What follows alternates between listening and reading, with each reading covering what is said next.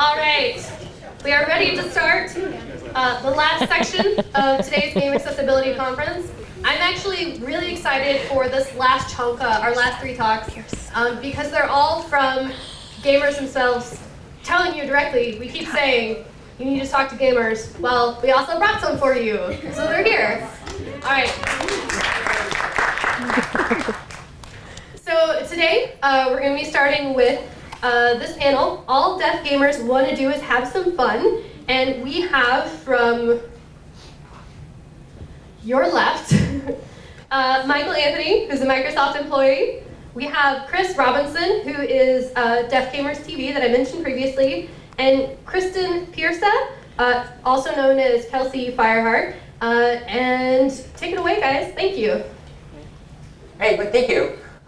So, like I said, my name is Michael Anthony. I'm a software engineer at Microsoft.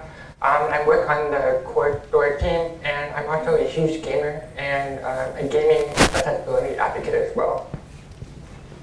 Hi, my name is Chris, and you probably know me as Deaf Gamer TV.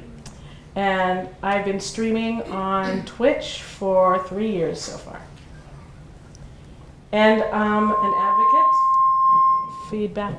No, I'll come back from the feedback. I'm an advocate about game accessibility for deaf and hard of hearing people, deaf and hard of hearing gamers. And I grew up with games. I grew up playing games. I love playing fighting games. I'm happy to be here today.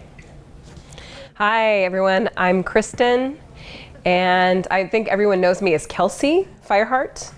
I work with King's Isle, and they've created Wizard 101 and Pirate 101, and it's a multi-use player, and my brother and I used to play. We used to fight over who would get the controls. It's my turn, it's my turn, my turn. Anyway, so, biology, and, all those types of situations. So anyway, I'm 38 years old, and it's amazing to see how games have really grown over the years, and I'm here as an advocate as well for all gamers with disabilities. And thanks for letting me be here today on the panel. All right, cool. So we'll go ahead and get started on the topics that affect us most as deaf gamers. So probably the most obvious accommodation that we get in games is subtitles.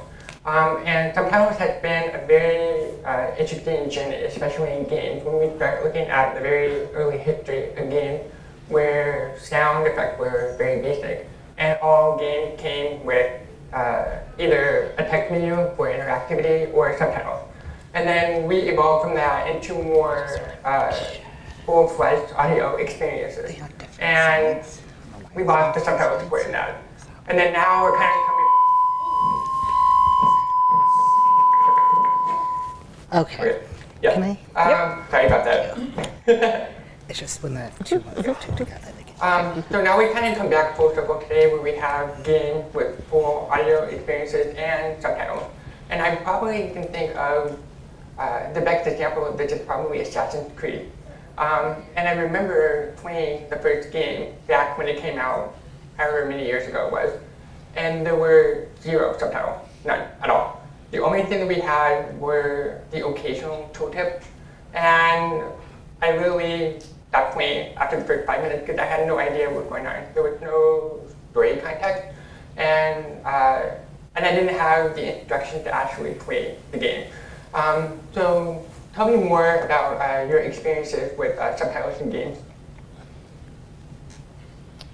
Well, I played a lot of games for my Twitch account, and I also do struggle with a few of the games that have pretty lousy subtitles, if I can be honest. For example, I play Destiny first, and their subtitles are a little bit hard to read because it has white subtitles, but really bright background on the game, and you can't really set it up so that there's a black background for the white lettering. And so that's one thing that I struggle with. And then there are a few other games that have smaller font size, and so that I just can't really read it. And I don't want to have to strain and lean forward and struggle to actually read while I'm trying to play the game. So I'm always trying to get in touch with different game developers and kind of give them an idea of what you might need and what they might need to try and improve the subtitles.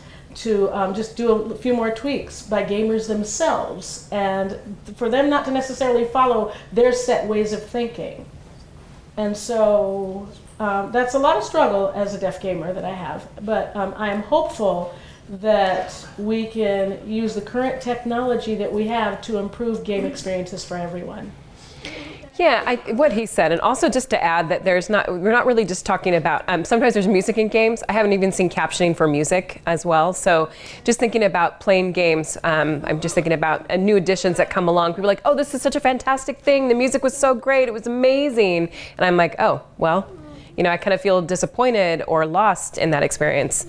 Or the lack of that experience. And also, how do I know that that's even happening? So I think that it's something that a lot of people miss in games, a lot of deaf gamers miss.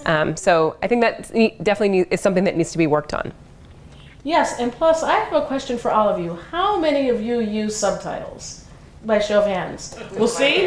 Look at that. Yes, so many of you, and that's pretty good to know because why would you say that you use subtitles? What are they good for hearing and for deaf people? What are they good for you? Because for me, it's perfect for learning ability, just for practicing English. For people who are not native English language users, it's great for them to use the caption to practice on what level. Because, for example, ASL, which is American Sign Language, is not the same as English. And many people are trying to figure out how to improve their English. And they're like, the subtitles helps me improve my English because I read through those and see the proper English grammar. And so I think that it's important that developers understand that captions mean a lot more than you think for the game experience. And so you might want to think that why are captions important? What are they for?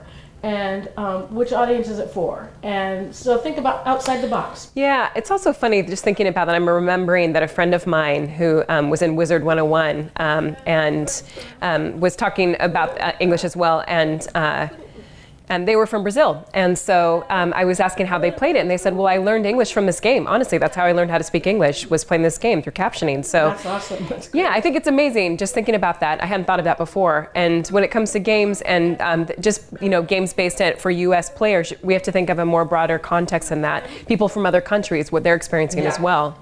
And another thing to think of when you're actually designing these features for your game is not just for deaf players. I mean, you obviously use the subtitles yourself, and you can probably figure out some of the other use cases for that. And some of those are very popped up during the day. We're talking about people who are playing the game on their phone and they can't have the sound on because they'll wake up a baby or they'll annoy someone who's in the same room as them. And the other thing I kind of wanted to add on to that, there's a distinction, I think, between subtitles and captions. And that's a very important distinction when it comes to video games. When we're talking about subtitles, we're talking about basic dialogue. But when we're talking about closed captions for games, we're talking about having text or sound effects or any sort of relevant audio cue in the game. So if you look at the games that Valve has done in the past with Half-Life 2 or Portal, they do captions for the games. And it's especially important in Half-Life 2. There is a particular enemy, I think it's called a buzz drone, and it's literally a flying hacksaw. And it has a very specific sound effect that's supposed to warn you that it's coming. And that, if you do not have the closed caption for that buzzing sound effect, you will be losing health. You will have no idea why until you look around and actually see that something's attacking you. And that's not something that we don't see very frequently today. And that's something that I still wish that games supported more. Yeah. Okay. And so with that, we are going to jump on to the next topic. And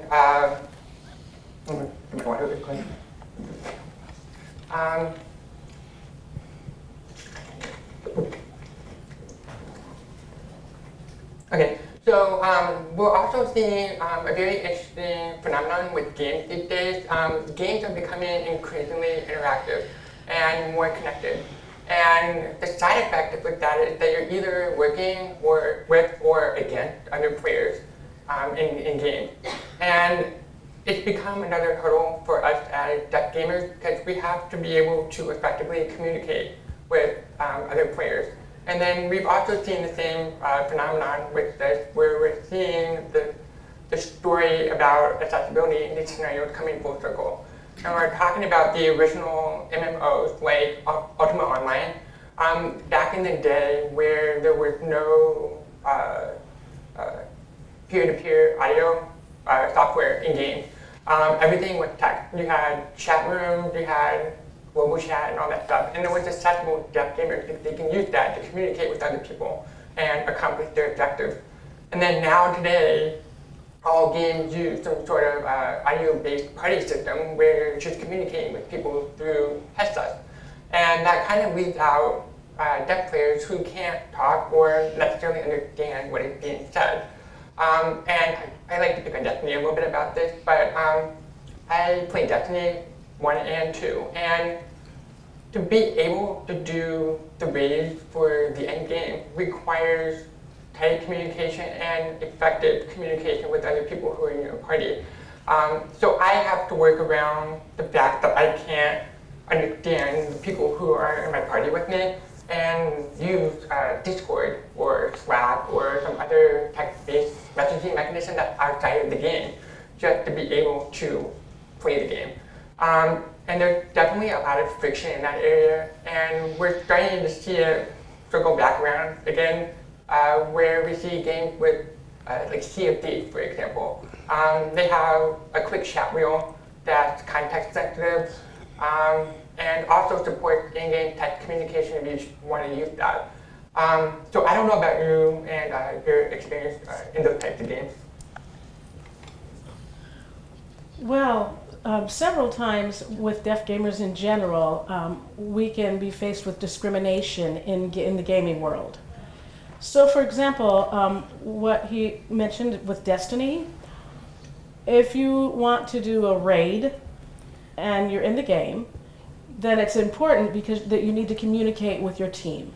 And so I've joined one group and I've said I'm a deaf person. I can't use any of the technology for hearing people, and then I get kicked out of the game. And so that I'm trying to figure out how to fix that issue. And the best way is that if you have a friend who has a friendly team member, and then they say, "Oh, I have a deaf person who wants to join in," then they will be willing to type and text to communicate with you. Then it's really nice to have that. But at the same time, if they're not there, then there's not many people that'll be as nice as that person who is your friend. And so we need a way to not make the inability to use a headset an impairment for communication. And so we need to figure out how to make communication equal for all parties involved, whether you use a headset or you don't.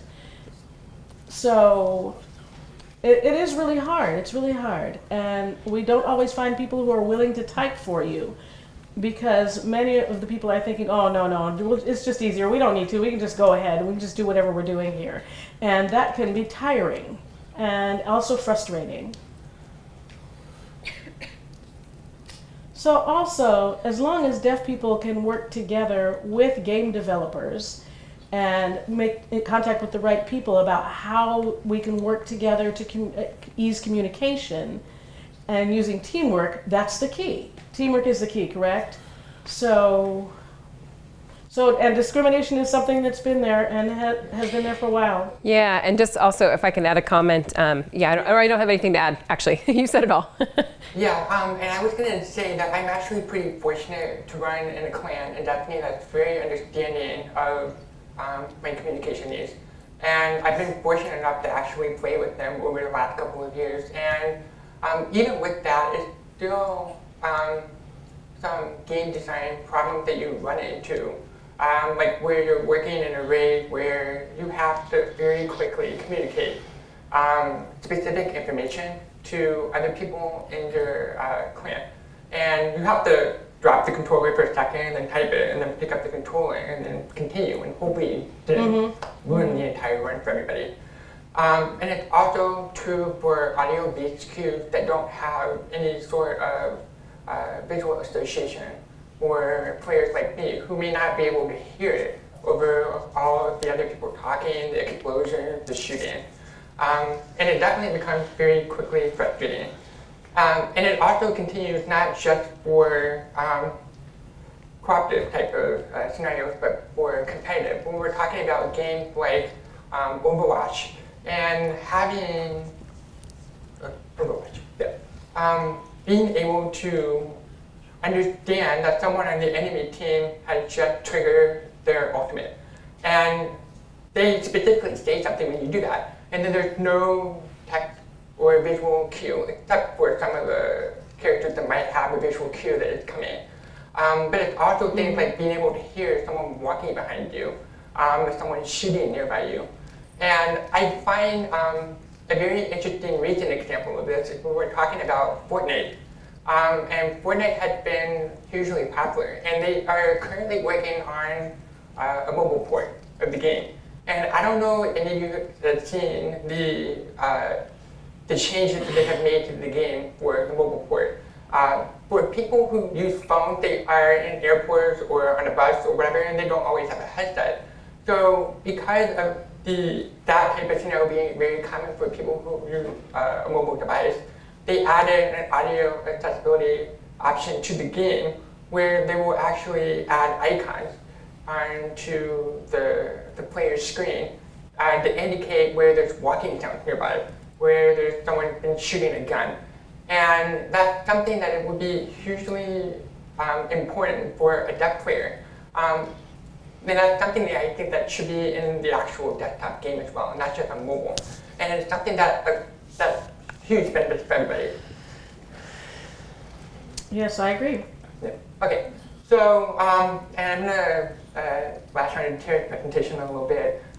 So as deaf gamers and as well as a deaf streamer and viewer, we have a unique set of challenges when we're working with platforms like Twitch or like Mixer, and how we interact with our viewers or with the streamer who we may be watching. So Chris here is a pretty frequent streamer. I do it occasionally. So he can actually talk a little bit more about his experience. All right, I'm going to pull you over to streaming. So, number one question I get about this is, are you really deaf? Yes, I am.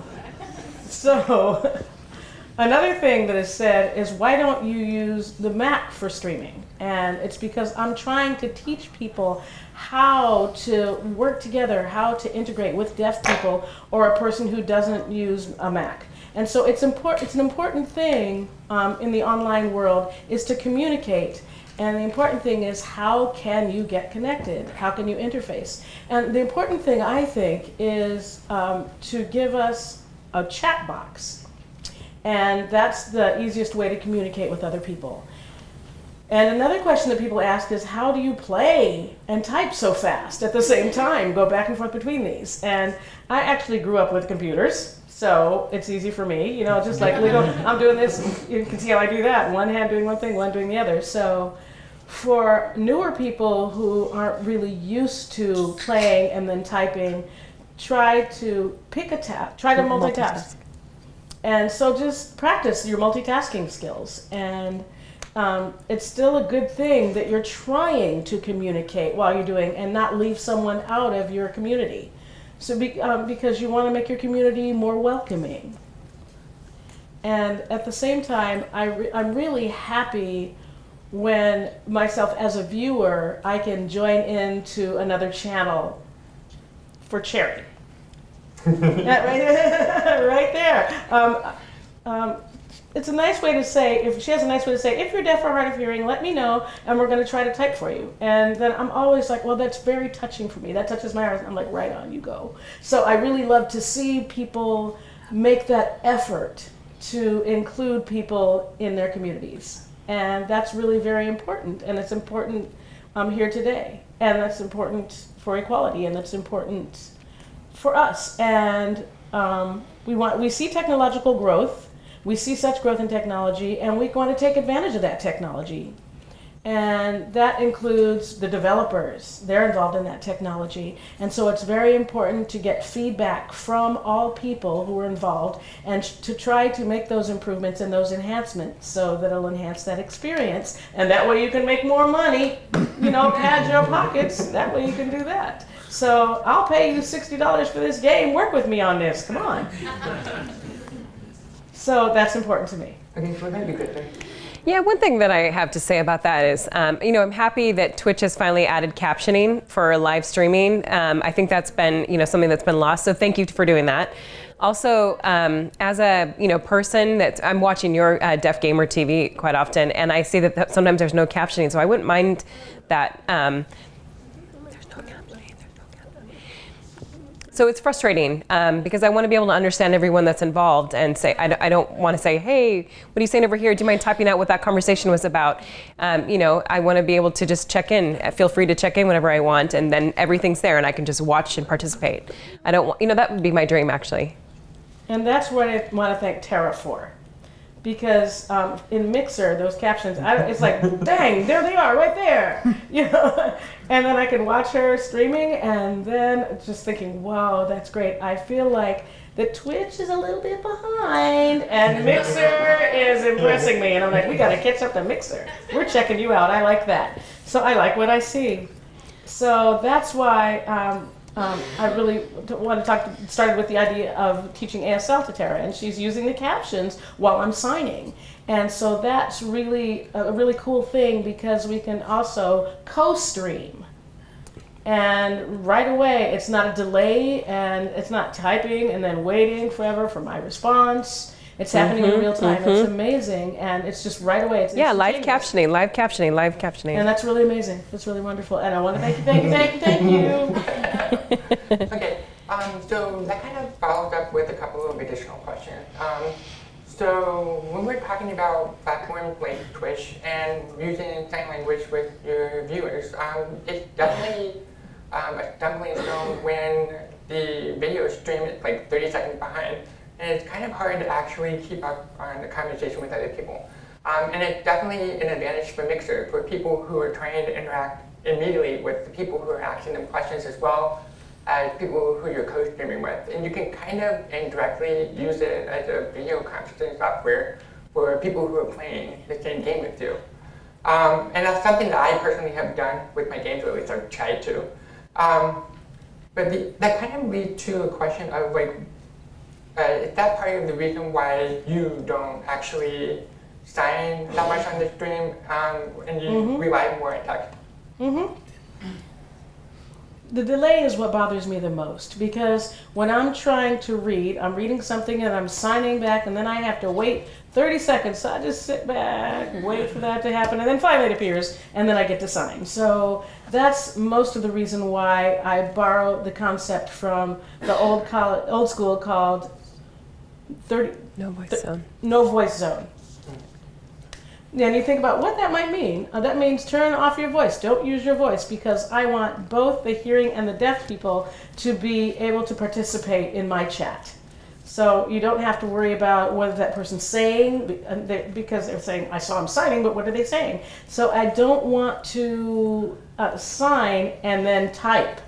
And the time is a mismatch there. It's not the exact same time. So while I want to chat, that's why. That's the reason behind it. It also just screws up the game experience too. You're like, wait, I have to remember the delay there. So you want to enjoy the experience, and you can't do it when it's coordinating the experience between you playing the game and trying to interact with the viewers and trying to compensate for the time lag, it just becomes frustrating for us as a streamer and sometimes as a viewer. Yeah. So to your earlier point about the whole captioning on Twitch thing, and I have the same wish as you that the captioning support will be on all of the platforms, and that it will be enabled as a feature on all of the channels as an optional toggle. So it's not something that the streamer has to worry about setting up or making sure that all of the bits are in place and they're working. And if any viewer for any reason wants to be able to get speech to text or to have translation from English to any other language, just go into settings and turn it on, and it's just globally enabled for all the streamers. Yeah, right. One less thing that the streamer has to worry about, and it's one more thing that the viewer gets gained as a privilege. Yep. And that kind of builds on top of that when we're talking about interactive features that are starting to be added to more and more games with things like the Darwin Project or Deep Rock Galactic, and where the viewers have the opportunity to mess with the streamer or help out with the game, depending on how they feel that day. So how do you think that affects your day-to-day experience on like Twitch, either as a viewer or a streamer? So many times the viewers will ask me, will you sign? And I'll say yes. And will you type if I ask you something? And I'll say yes, I can. I'm pretty flexible that way because I want people to be able to understand what I'm saying in general. And so even if I sign, and if the person says, what did they say? Then I will always be willing to type that out, what I said. And it doesn't matter if, well, also, as long as I can pause the game just for a second in order to be able to come over to the other side and type, I'll be able to do that. But most viewers tend to feel like that they don't want to interrupt me because I'll have to keep stopping the game. But I'm like, go ahead, go ahead. What's most important to me and what makes my channel a channel is my viewers.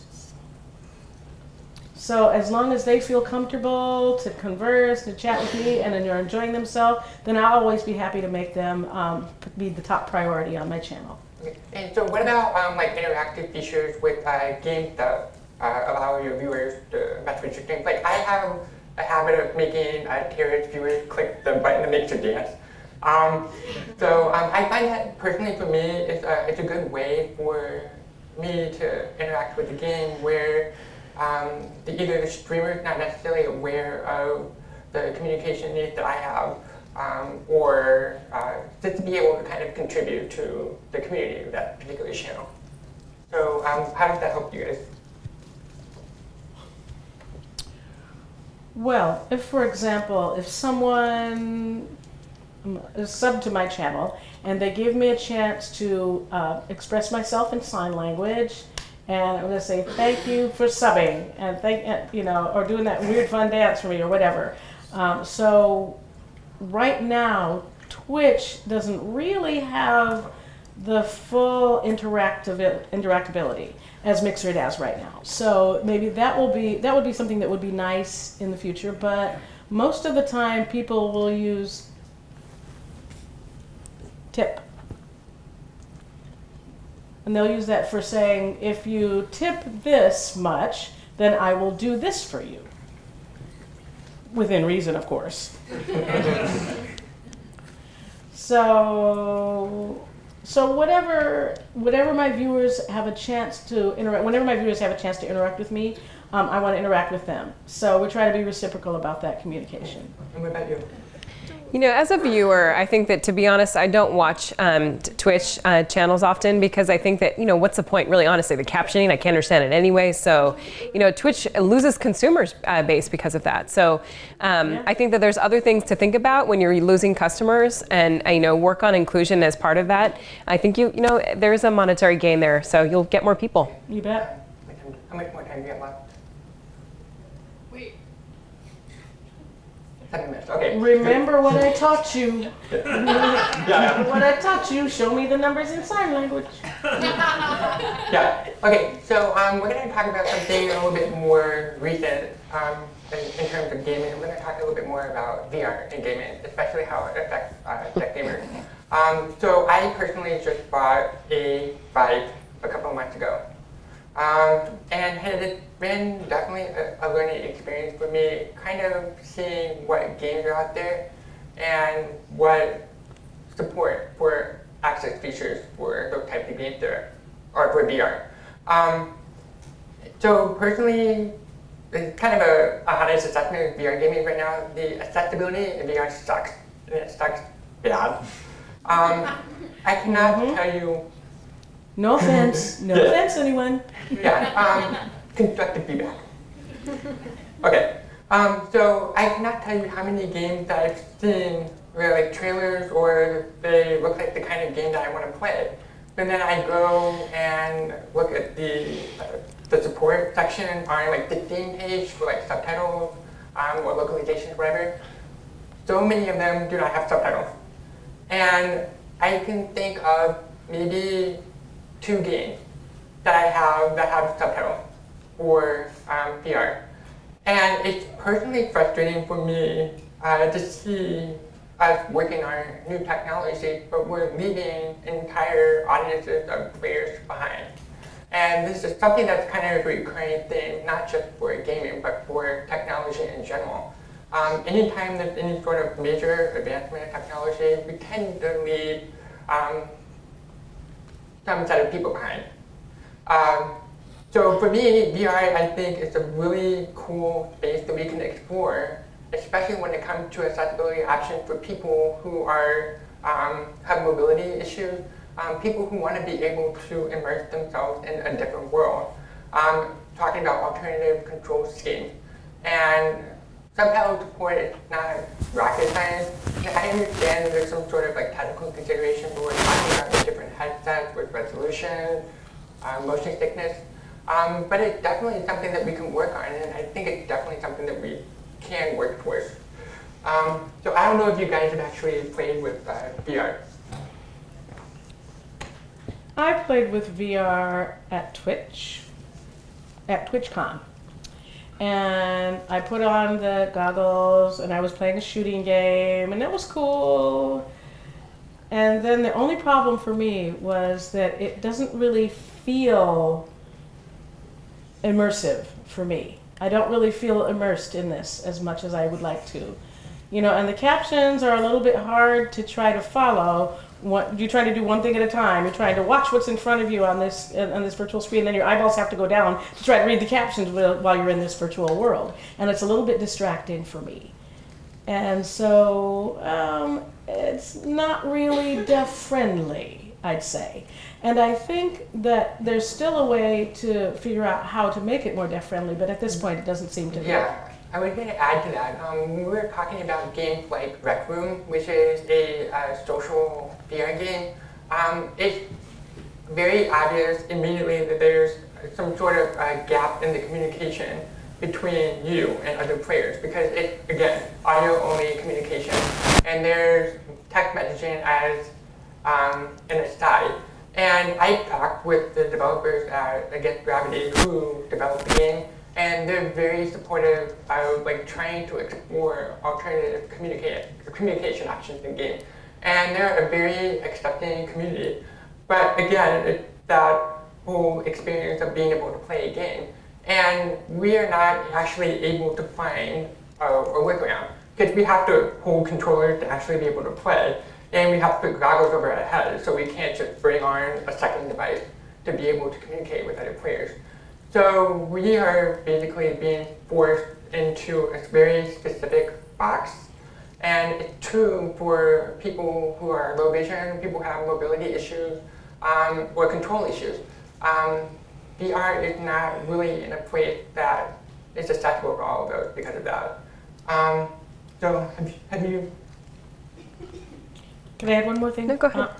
I'm remembering the VR game called PlayStation.